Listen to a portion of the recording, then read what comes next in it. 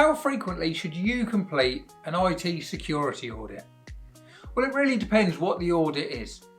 Often with audits, let's say ISO for example, you may need to do it once a year. So as a benchmark, once a year. But we generally would say you want to do it once a quarter or once every 6 months.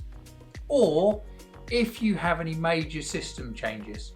System changes could be whether it's extra hardware or software that you're using, whether you're changing the way that you're using technology, or maybe you're changing the way that your team are going to be using technology. Whenever you make these big changes, you need to make sure that you're just including all the security sides of the IT.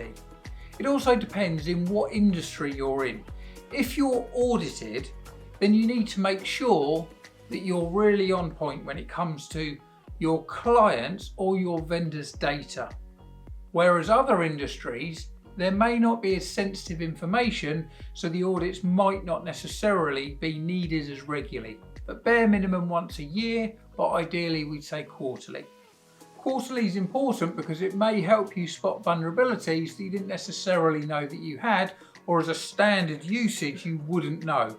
So doing that extra deep dive and just asking those additional questions can really make sure and be the difference of whether you get hacked or whether there's already some kind of vulnerabilities built into your system.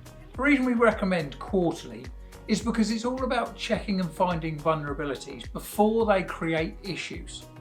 So you may have vulnerabilities within your system, and what happens is they get worse over time. Whereas if you're not regularly checking, then they can get to the point where you'll have a huge data breach or a massive downtime, which then has massive implications to the business as a whole. Technology should help your business, not hinder it. So if you're unsure where to start, the first place is to book a security audit. So please click on the link and book a security audit with Syn-Star now.